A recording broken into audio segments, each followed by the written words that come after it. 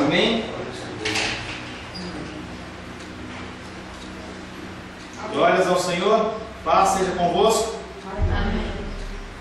Você chegou cedo hoje, 9 horas da manhã? Não, chegou cedo. Horário de verão, esse calorzão maravilhoso, aquecendo o seu coração, uma bênção, né? Nós sentimos, temos sofrido com esse calor. Rosângela falou uma frase interessante, que o inverno foi forte no Brasil e agora o verão nem começou ainda. Haja água, haja saúde. Minha tosse continua, ore por mim, por favor.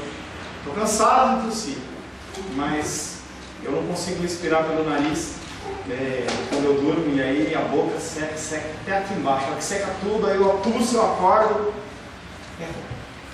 Mas nós não estamos aqui para falar de calor, nós não estamos aqui para falar de tosse, nós estamos aqui para falar do combate, que não é o combate do UFC.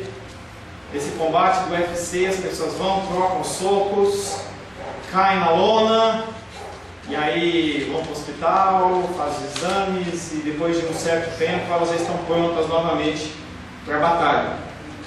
Nós, na semana passada, começamos esse tópico dentro de santidade, que é o combate. Nós citamos 1 Timóteo 6,12, em que o apóstolo Paulo exorta Timóteo a combater o bom combate da fé. Não é qualquer combate.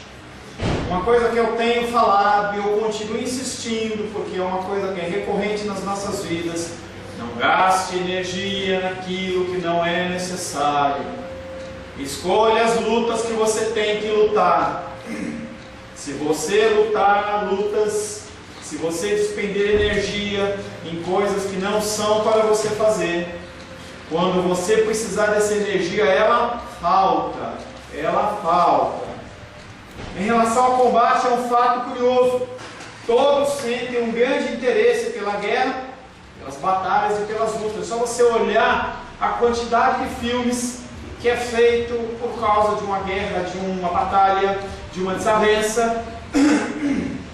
Todos sentem um grande interesse por esse assunto.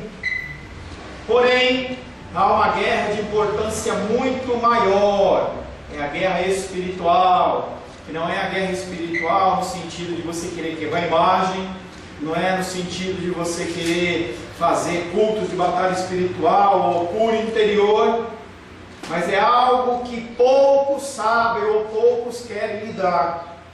Se falarmos disso, até a Irmã dos Reis semana passada riu, eles vão nos chamar do quê, dos Reis, você lembra? Idiotas, loucos. Vocês estão vendo o diabo em tudo. Vocês estão vendo o que não tem. Aí, retomando o lance lá do Museu de Arte Moderna, as pessoas de um lado falam: não tem nada de pedofilia. Nenhum homem fica nu e os familiares levarem as meninas, em especial meninas, não eram nem meninas, mas meninas para tocarem lá no cara. Não tem nada a ver, é besteira. As pessoas olham para nós e falam: vocês estão loucos. Nas guerras deste mundo, as consequências sofridas pelas nações muitas vezes são temporárias. E nós falamos do caso, por exemplo, do Japão, quando caiu a bomba na semana passada. Depois de um tempo as pessoas conseguem reconstruir. Demos o exemplo também de quando passa um furacão, que não é um ato de guerra, mas é um ato destrutivo. Tudo é reconstruído. Mas quando nós pensamos no conflito espiritual, as consequências, muitas vezes não são remediáveis. Essa semana eu falava com uma pessoa, e é uma pessoa que está pecar, apelar, e ela fala assim: não, eu quero voltar, mas é difícil. Eu falei: sim, é difícil, porque o caminho do Senhor, ele é estreito, e quando você sai desse caminho, você entra num tremendo espinhal, um espinheiro, e você vai se machucando, mas você vai indo. Quando você tenta voltar, sua carne ela é rasgada. É o efeito do anzol. O anzol ele fura muito fácil. Eu lembro que quando eu pescava, o anzol furava muito fácil a boca do peixe, mas às vezes para tirar, rasga, machuca. A volta para os caminhos do Senhor, ela é difícil. Esse assunto, ele está estritamente vinculado às questões de santificação e santidade. Porque quando você busca santificação e santidade, você entra em combate.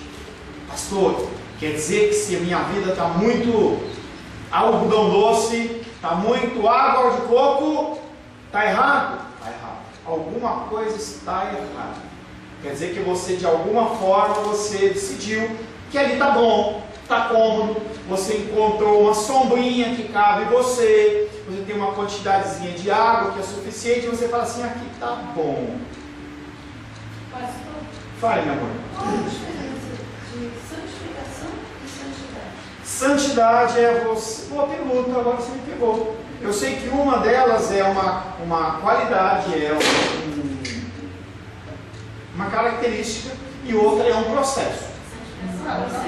Obrigado. Santificação é um processo para você atingir um estado de santidade. Tá? Obrigado, Débora. Tá? É que às vezes a gente fala e emenda, mas está certo, viu? Tá? Você emenda e às vezes pode. O verdadeiro cristianismo, ele é um combate. Tenha certeza disso. Não há como você dizer, sou cristão, e não ter combate. Não tem como. Existem milhares de homens e mulheres, e aí a parte triste da coisa, o engano. Existem milhares de homens e mulheres que frequentam as igrejas a cada domingo. Pessoas como eu e como você. Igrejas mais cheias, menos cheias, mais estruturadas, menos estruturadas, algumas com um ventilador e ar-condicionado, outros com nada. Alguns se reúnem embaixo de um pé de árvore. Diversos tipos de igreja ao redor do mundo, muitos cristãos. Que se chamam cristãos. Será que são cristãos? Os seus nomes estão no registro batismal, eles foram casados dentro de uma cerimônia religiosa. Se forem sepultados, já há instrução de que eles querem ter uma cerimônia religiosa. Se for um católico, vai querer que se haja um período de oração, que haja uma missa de 7 dias com vela. Se for um evangélico, vai querer que o pastor vá lá e celebre, que tenha hinos. Mas será que as pessoas são cristãs? Muitas dessas pessoas desconhecem literalmente tudo acerca da luta espiritual, do esforço, do conflito, da autonegação, da vigilância e da guerra contra o mal. São coisas que nós vivemos todos os dias, todos os dias. Você tem lutas particulares. Eu conheço parte das lutas de vocês. Quem conhece as lutas de você realmente é você e Deus. As que você compartilha comigo eu sei. É que você não compartilha, a sua luta é uma luta silenciosa, mas é uma luta. E essa guerra, essa luta, ela muitas vezes esbarra em elementos espirituais, no sentido de que você tem que se posicionar ou não se posicionar. E às vezes o que acontece é que as pessoas elas abrem mão de um posicionamento no sentido de continuar vivendo naquela sombrinha, naquela aguinha do lado. Eu não vou falar, eu não vou me expressar, é melhor eu ficar quieto. E aí a pessoa ela puxa alguns elementos do tipo, não, é melhor manter a paz, se eu fizer isso eu afasto a pessoa, porque a gente não sabe o que vai acontecer no outro dia. Essa semana foi o sepultamento do nosso irmão Rubens, alguns conhecem, outros não. Foi triste. Eu sei que ele está com o Senhor, eu conheci a profissão de fé, não é um discurso de pastor, porque às vezes você encontra pessoas que é difícil você fazer um ofício fúnebre, porque a pessoa nunca confessou Jesus como Salvador, e você sabe que além do sofrimento na terra, o cara está no inferno, mas glórias a Deus, esse está no céu. E nosso coração egoísta é restaura, cura. O homem estava sofrendo, cadeirante há 20 anos, falava com o irmão dele, 40 anos, perdão, é que eu estou pensando, eu fiz a conta da diferença da idade dele para mim, 40 anos de cadeirante, ferida nas costas, dificuldades, toda sorte de espécie, solidão. A melhor coisa para ele é ele ir para o Senhor. E essas lutas e dificuldades, elas muitas vezes nos colocam numa posição de cheque. Fala ou não fala? Age ou não age? Quando você se cala, você está deixando o combate de lado. Entenda que o início do nosso texto, nós falamos de Timóteo, agora eu estou retomando já a aula de hoje. Combate o bom combate, não é qualquer combate.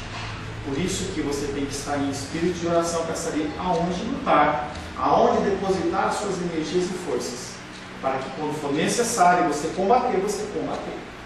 Por isso que às vezes eu olho com um pouco de receio quando eu vejo alguns tipos de pregadores, em especial, por exemplo, pregadores de rua, que eu respeito como uma obra do Senhor. Mas, por exemplo, eu estava lá na cultura inglesa, pertinho da casa da Débora, com a minha filha, os funcionários todos trabalhando lá, a secretaria trabalhando, atendendo pessoas. O homem entra, pega a Bíblia e começa a fazer uma leitura em voz alta, que estava claramente atrapalhando o bom andamento daquelas pessoas. Tá? Ele tinha entrado num órgão privado, não pediu licença, e quando o Senhor fala pregar a tempo e fora de tempo, Ele não está falando para você sair fazendo o que você quer. O próprio apóstolo Paulo, quando ele pregou a palavra, e ele estava lá no meio dos gregos falando, ele viu que tinha uma praça em que todos falavam, e ele começou a falar também, porque havia era algo público. Quando as pessoas vão para o aerópago, que era um negócio mais concentrado, um negócio mais elitista, ele foi convidado, e as pessoas aguardavam que ele fosse falar. Ele não entrou lá falando. Então, esse combate, um bom combate, é algo que nós podemos olhar em diversas vertentes, levando você muitas vezes a participar de combates aos quais você não foi comissionado para participar. Mas voltando à condição daquelas pessoas que não lutam, que acham que está tudo certo, sombrinha e água fresca, e é bom, hein? É gostosa a sombrinha, nesse calorzão, é bom a água fresca. Tal cristianismo talvez satisfaça o homem. E aqueles que se manifestam contra podem ser tidos como muito o que, dos reis? Idiotas, duros, radicais. E aí eu já não estou falando de pessoas que estão fora da igreja. Eu estou falando de pessoas que são verdadeiros cristãos com pessoas que estão dentro da igreja.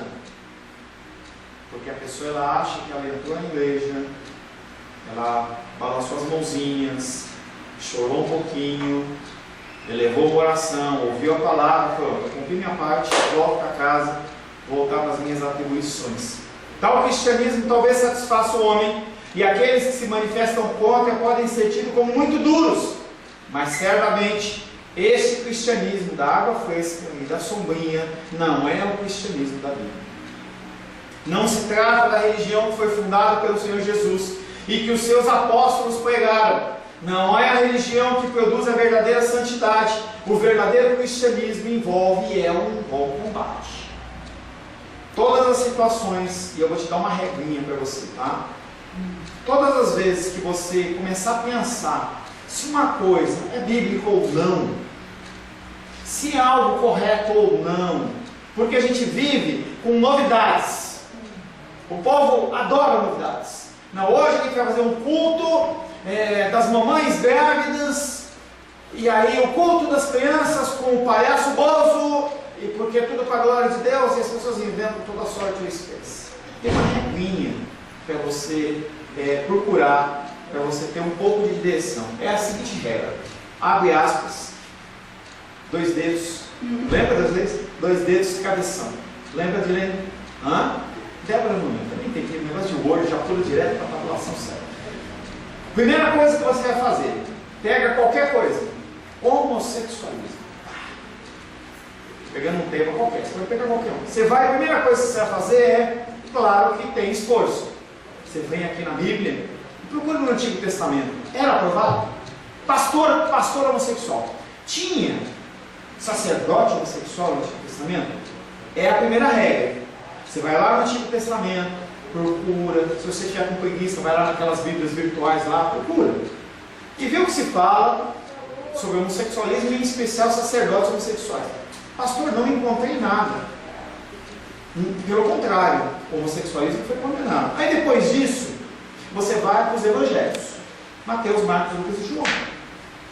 E você procura lá se havia algum discípulo de Jesus, se havia alguma pessoa que era citada como uma pessoa que era homossexual, mas que era cheio da unção. Não encontrei, pastor. Aí você vai passar para o Novo Testamento, as cartas paulinas, Tiago, João, Hebreus, Pedro, e você procura. Não encontrei, pastor. Bom, primeiro crivo, não passou. Qual é o segundo crivo? Olha para a igreja primitiva, igreja do primeiro século. Igreja onde os apóstolos eles congregavam, e você consegue buscar literatura a respeito disso, fora da Bíblia, tá? Escritores, procura lá.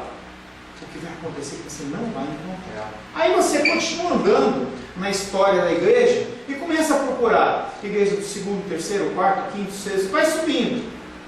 O que vai acontecer é que você não vai encontrar igrejas sérias. Quando você chega nas décadas, no século XIX, século XX, século XXI, começa a aparecer essas ideias.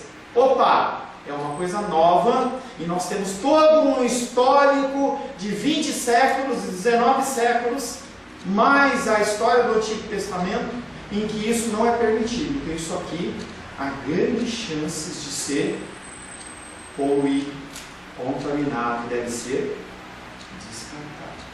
Qualquer elemento que você quiser pensar, pense nessa ótica. Pense nessa ótica. Esses cultos malucos, essas coisas que esse povo inventa. Campanha. Faz isso. Moisés fez campanha. Você vê Samuel fazendo campanha. Jeremias, Isaías, você não vê. No Antigo Testamento não tem. Mateus, Marcos, Lucas, João. Jesus não fez nenhuma campanha. Não fez. Se você olhar as cartas paulinas, Tiago, João, Pedro, em todas as suas cartas, Hebreus, você também não encontra. Bom, pastor, mas aí estava Jesus, né? Com certeza na igreja do primeiro século as pessoas fizeram uma campanha, porque afinal de contas a igreja precisava crescer. Você vai começar a ver esse negócio de campanha no século XX, de 1940, 1950 para frente. Alguma coisa está errada. Quando a gente vê a estrutura da família, sempre foi assim. Agora as pessoas, não, eu sou um menino dentro do corpo de uma menina. Eu sou uma menina dentro do corpo do menino. Eu já falei para vocês, a menina falou que ela era um gato dentro do corpo de uma menina e ela gostava de andar na casa dela miando. Aí o pai dela e a mãe compraram uma coleira, porque não pode. Alguma coisa está errada. Os conceitos eles não mudam dessa forma. Não mudam dessa forma. O crente autêntico ele é convocado para ser um soldado e deve comportar-se como tal, desde o dia da sua conversão até a sua morte. Você tem que imaginar aquelas provas de Olimpíada, em especial lá, aquela maratona, os 100 metros rasos, o que você quiser imaginar, tá? Em que o cara dá um tiro, pá, que é o início. Esse início chama-se a sua conversão. Você só vai passar por essa linha no final, nos 100 metros rasos é rápido, 9 segundos. Na maratona, sei lá, 4 horas, sei lá, entendeu? A sua é a vida inteira. Se uma pessoa, ela se converteu com 15 anos e morreu aos 18 ou aos 20, ela teve 5 anos, 3 ou 5 anos de corrida, e aquele momento que ela morreu, acabou a jornada dela. Se você se converteu com 20 e você vai morrer lá com 90, você tem 70 anos de caminhada. Quem decide isso? O Senhor. E essa jornada, ela é contínua. O crente autêntico não foi chamado para uma vida caracterizada por tranquilidade religiosa ou segurança pessoal, que é o que as igrejas vendem hoje. Venha para cá aqui, venha para cá aqui. E a palavra de Deus não fala isso. Gente, teologia da prosperidade. Regrinha, no Antigo Testamento, no Novo Testamento. Jesus, que é o nosso exemplo, ele fala assim: eu não tenho uma pedra onde me recostar a cabeça. Espera um pouquinho. O Rei dos Reis Eu estou falando para você. Gente, quando eu falo para você, eu estou falando que eu estou vivendo isso, não. Eu vivo isso? Eu não vivo. Ô Rosângela, eu não vivo. O Rei dos Reis, Senhor dos Senhores, Autor da vida, ao qual tudo foi criado por Ele, através dele, por Ele, para Ele, através dele, não tinha onde recostar a cabeça. Ele morreu, ele tinha túmulo, comprado lá, foi dado. E aí a gente acha que a gente tem direito de. Não temos direito de. Não temos direito de. Pastor, hoje eu estava recebendo visita com alguém que é responsável pela igreja. E a gente estava debatendo isso, falando que nós temos uma caminhada, e essa caminhada ela é séria, não dá para você descuidar. A pessoa, não, eu vou te mostrar aqui, olha, teus pecados ele não se lembra mais. Aí eu vou te mostrar mais isso. E foi me mostrando aquelas passagens, eu falei, e cadê aquela outra que fala também, que diz que daqui tu não sairás, enquanto tu não pagar o último centímetro, né? Cadê aquela? Você esqueceu dela?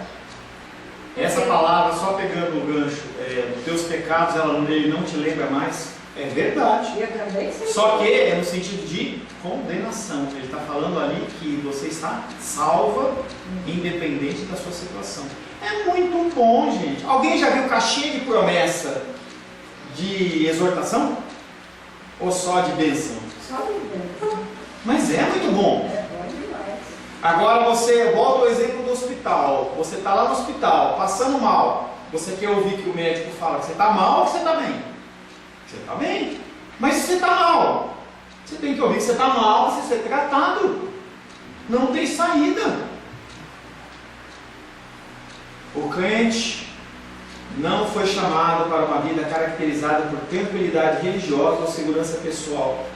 O crente jamais deveria imaginar por um momento sequer que ele pode dormir ou cochilar ao longo da sua caminhada para a pátria celeste, como alguém que viajasse em uma carruagem de ouro. Se ele deriva o seu padrão de cristianismo, tomando por base os filhos desse mundo, talvez ele se contente. E aí é o problema. O padrão não são os crentes desse mundo. O padrão é Cristo. O padrão, abaixo de Cristo, apóstolo Paulo, apóstolo João, Pedro, Tiago. Essas pessoas são o padrão. Jeremias, Isaías. Eles não foram colocados na Santa Escritura por acaso. Eles foram colocados como os nossos maiores e melhores exemplos, aos quais nós temos que olhar para esses homens, em que eram homens e mulheres como eu e você, que sofriam. Ou você acha que Jeremias, quando ele foi jogado lá na fossa, ele ficando dando glória a Deus? Ele ficou ali numa situação complicada. Situações como Paulo e Silas, que eles cantavam nas prisões, não é uma prisão que nem a nossa. Prisão escura, sem respiração, aquele clima de bolor, entendeu? Aquele pedaço de pau grandão assim, tronco redondão, em que eles colocavam o pé para frente e eles amarravam, os caras ficavam assim, ó. Situação ímpar. Eram pessoas que tinham entendido o Evangelho de tal forma, em que o apóstolo Paulo falava assim: viver ou morrer para mim, ó, para mim é a mesma coisa. Se eu viver, eu faço a obra. Se eu morrer, eu vou para Jesus. Estou na bênção. Mas é algo que é difícil. Eu estou muito longe disso. Eu olho para as situações e eu fico indignado. Meu coração todo. É o meu coração. Se o comportamento de um cristão se deriva na base dos filhos deste mundo, talvez ele se contente com tais situações. Entretanto, não encontrará apoio para tais ideias nas Escrituras. Água foi sim. Deus ele não se lembra mais, então eu posso fazer o que eu quiser. O dinheiro que eu recebo, eu faço o que eu quero dele. É uma das coisas mais difíceis que nós temos. Eu faço, eu acho que não devo. Entretanto, não encontrará apoio para tais ideias nas páginas da palavra de Deus. Se a Bíblia é a regra da sua fé, e aí uma coisa que você precisa definir hoje, a palavra de Deus é regra da sua fé, e aí você tem que pensar interiormente, falar, sim, a Bíblia é a regra da minha fé. Não, pastor, eu quero só metade. Não, a regra como modelo, como padrão, como alvo. Você tem que definir. Tá? Eu quero emagrecer, então você tem que mudar a sua alimentação. Você tem que tomar decisões na sua vida. Se a Bíblia é a regra da sua fé, você tem que tomar ela como padrão e você tem que começar a se adequar a ela. E você tem 10 anos, 20 anos, 30, sei lá quanto tempo você vai viver. Todo o resto da sua vida você adequar com ela. Se a Bíblia é a regra de sua fé e prática, ele descobrirá que a sua vereda é claramente traçada nessa questão. A ele compete combater. E contra quem o soldado cristão deve combater? E aí nós voltamos de novo em 1 Timóteo. Combate o bom combate da fé. Não é qualquer combate. Não contra outros cristãos. A nossa guerra não é contra outros cristãos. Lamentavelmente, sobre todos os aspectos, é a ideia de que alguns formam de que a religião cristã consiste em uma perpétua controvérsia. Aquele que nunca se satisfaz, a menos que esteja ocupado em algum conflito entre igreja e igreja, congregação e congregação, seita e seita, entre facção e facção, partido e partido, nada sabe ainda do que deveria saber. A nossa guerra não é contra as próprias fileiras dos soldados do Senhor, que são levantados dentro do reino de Deus para todos os povos, tribos e raças. Eu não tenho que me preocupar se o pastor XYZ ele está agindo dessa maneira, a menos que eu tenha alguma direção de Deus para intervir, ou no sentido de ensino, você fazer uma citação ou uma alusão a respeito de uma coisa para que as pessoas comecem a ficar com o sentido aguçado. Mas eu não vou lá na igreja dele discutir com ele. Ele faz o que ele achar melhor lá, e quem está no controle é o Senhor. Toda vez, eu falei para vocês, toda vez que eu falo, Senhor, aumenta a igreja, manda mais gente, ele fala, cuida do que está aí, cuida do que está aí. De aconselhamento, a gente tem aproximadamente 50% ou 60% de pessoas fora da igreja. Comecei a atender um pastor Marcelo, tá? Que dirige o trabalho lá de Candangolândia, ele precisa de ajuda. Então é uma pessoa ao qual o Senhor está colocando no meu caminho. Quem eu tenho que agir? Quem eu tenho que ajudar? O Senhor, ele age, o Senhor direciona a mim e também, abre o seu olho. Pessoas têm sido levadas a você para que você possa dar auxílio. Pastor, mas eu conheço tão pouco. Cumpra o seu desígnio. Se você sabe 5, de 0 a 1000, se você sabe 5, ensine com excelência esse 5. Ninguém vai exigir mais de você. Minha filha está fazendo prova, e eu falo assim, ei Luli, qual que é a matéria? A matéria é desse bimestre. Ou seja, ela não precisa estudar do primeiro bimestre, ela não precisa estudar o segundo bimestre, porque não vai cair na prova. É lógico que a gente sabe que uma coisa é ligada com a outra, mas ela não vai ter que se dedicar naquele tempo. Ninguém vai exigir, Deus não vai exigir de você algo acima do que você já sabe. Ele vai exigir que você aumente o seu conhecimento. Mas se você sabe 5, é a palavra dos talentos. Ele vai levar pessoas que precisam ser alimentadas neste nível para você. Não adianta você falar, eu sou como uma criança. Não. Ele constituiu a mim e você, profeta, homem e mulher de Deus, em meio às nações. Nós temos que fazer nossa parte.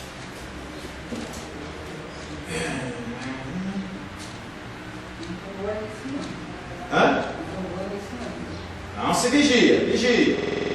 A luta principal do crente, conforme nós falamos, não é contra outros cristãos, e sim contra a tríplice aliança do mal. Qual é, pastor, a tríplice aliança do mal? Satanás, mundo e eu mesmo, nossa carne. Nós temos que lutar contra essas 3 coisas. Quando eu falo de Satanás, nós temos que orar para que a obra dele não haja nesse mundo, em todo aspecto, na nossa área de atuação. Mundo, nós temos que saber, entender o que está sendo oferecido para nós. Por exemplo, eu estou extremamente indignado com a Rede Globo em relação a esse negócio dessas porcarias que eles enviam, entendeu? Então já temos 3, 4 dias que eu pulo, entendeu? Se ela vive de comerciais, se ela vive de audiência, e uma andorinha não faz, verão, várias andorinhas vão fazer, porque eu vou me aliar às outras. Então eles estão vendendo algo, é o mundo vendendo algo em que eu posso dizer não. Algumas coisas eu não tenho como dizer não, mas eu posso, para esse eu posso fazer assim, ó, clique, desliga.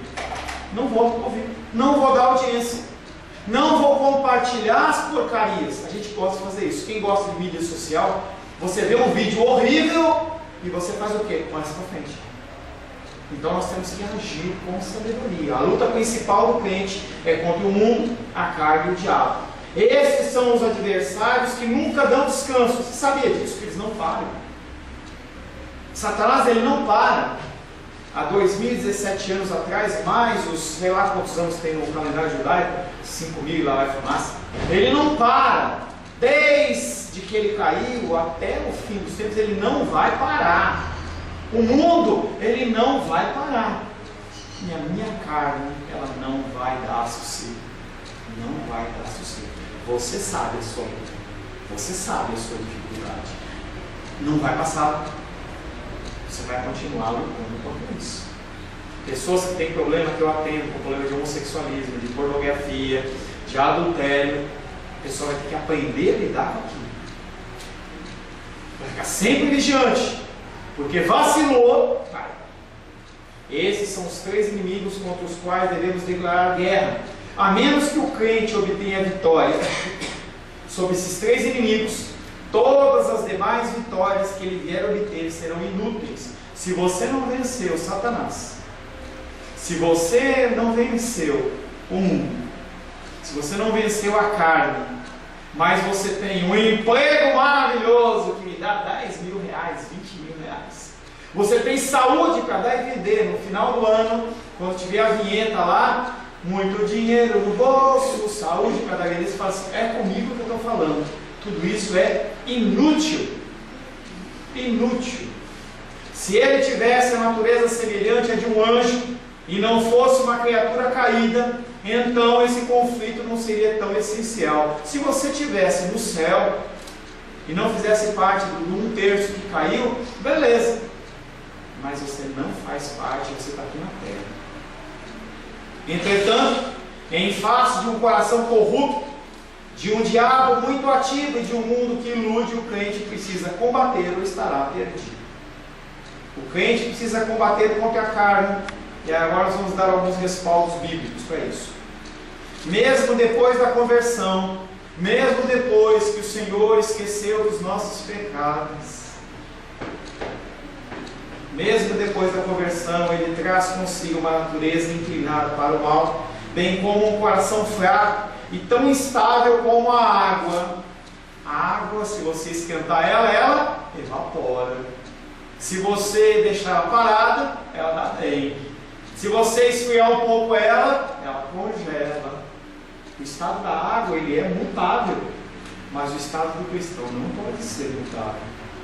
Esse coração jamais estará isento de imperfeições neste mundo, sendo uma miserável ilusão esperar por isso. Se você acha que aqui na terra você vai estar joinha, joinha, engano. Alguns textos para a gente ler. Edilene, Marcos 14:38. Rosângela, 1 Coríntios 9:27. Com calma, tem mais 3, tá? Marcos 14:38, 1 Coríntios 9:27. Débora, Romanos 7:23 e 24. Sebastião, Gálatas 5:24. E Gabriel, Colossenses 3:5. Repetindo. Marcos 14:38. 1 Coríntios 9:27. Romanos capítulo 7, versos 23 e 24. Gálatas capítulo 5, verso 24. E finalmente Colossenses 3:5. Você vai ler conforme essa sequência. Você acabou, você fecha a Bíblia e não fica procurando os outros, senão você não vai ouvir nada. Tá? Então, a partir do momento que você leu, você fecha. Achou o seu texto, você espera, esquece ele, até que seja a hora de você ler de novo. Tá? Marcos 14:38. Vigiai e orai, para que não entreis em tentação. Vigiai e orai, para que não entreis em tentação. Se você não vigiar e orar, você entra em tentação. Simples assim. O Espírito... Não, só o 38. 38? Sim, o senhor me interrompeu. Ah, perdão, querido. Desculpe. O Espírito, na verdade, está pronto, mas a carne é fraca. Amém. 1 Coríntios 9:27. Mas esmurro o meu corpo e o reduzo à escravidão, para que, tendo pregado a outros, não venha eu mesmo a ser desqualificado. Bato no meu peito, porque pode ser que você ensine outros a agir corretamente e você seja encontrado em falta.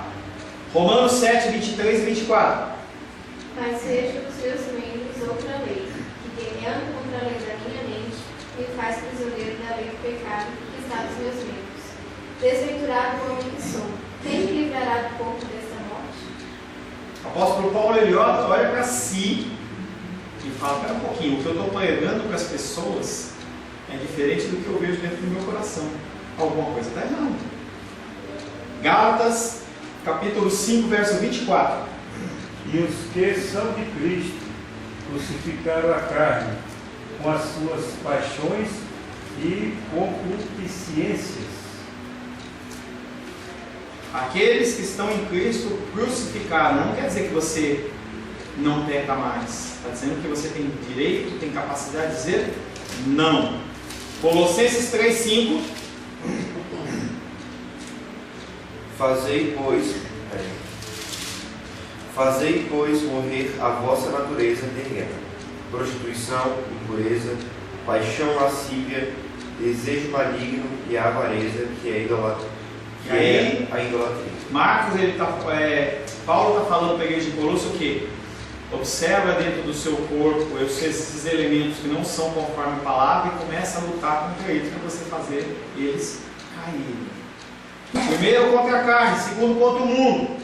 A sutil influência desse poderoso inimigo deve sofrer resistência diária da nossa parte, porque sem uma batalha diária jamais ele poderá ser vencido.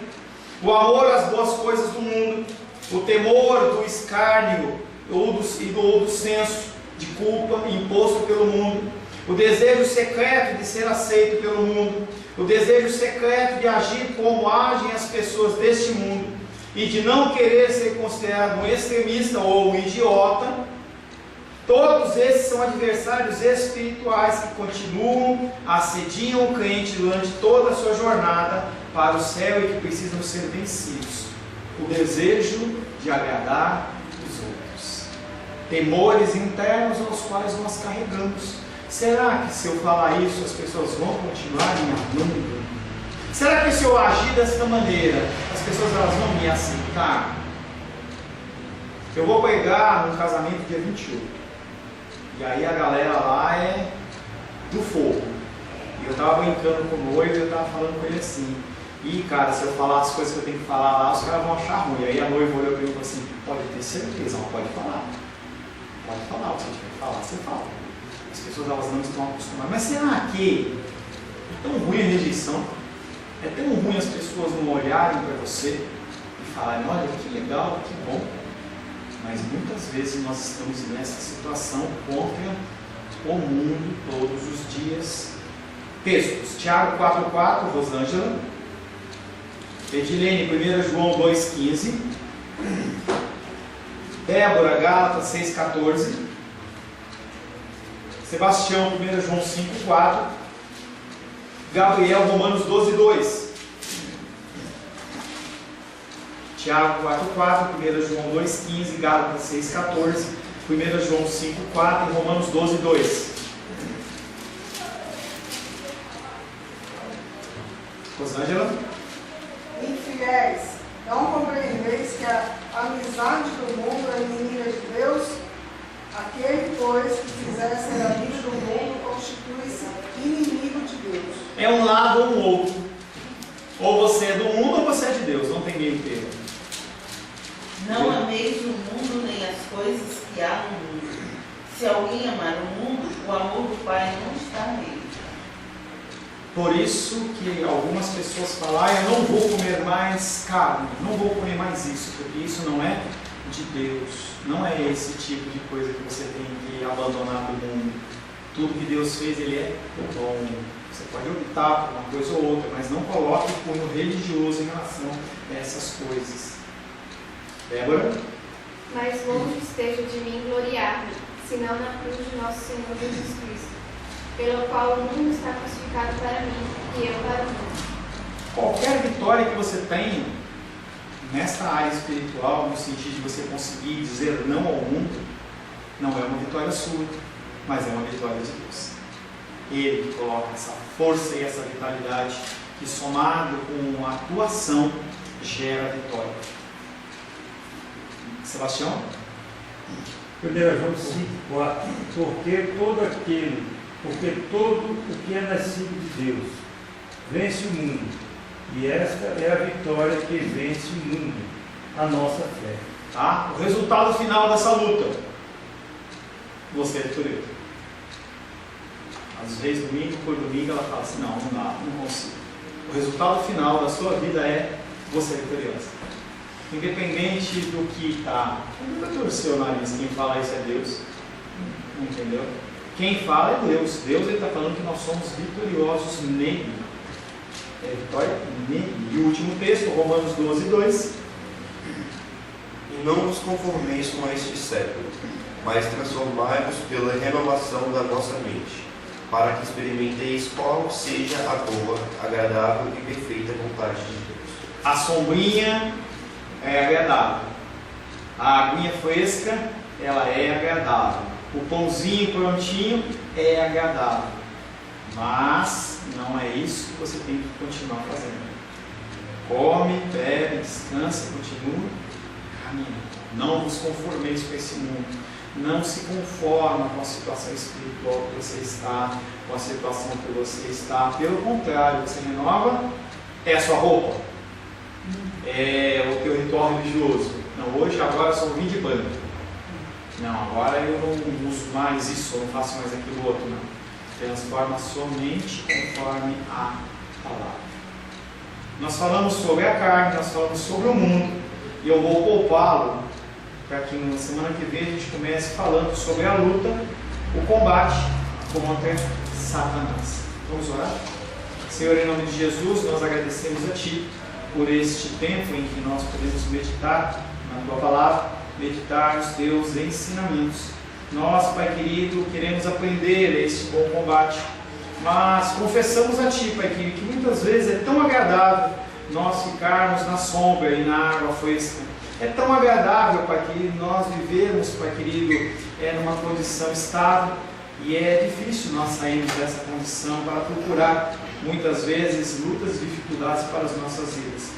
Mas pedimos que o Senhor nos instrua para que nós possamos aprender que a nossa vida é uma vida de combate, que só vai terminar quando nós estivermos junto com o Senhor, seja na segunda vinda Tua, ou segundo, depois da nossa morte, Pai. Nos cuida, nos abençoa, em nome de Jesus. Amém.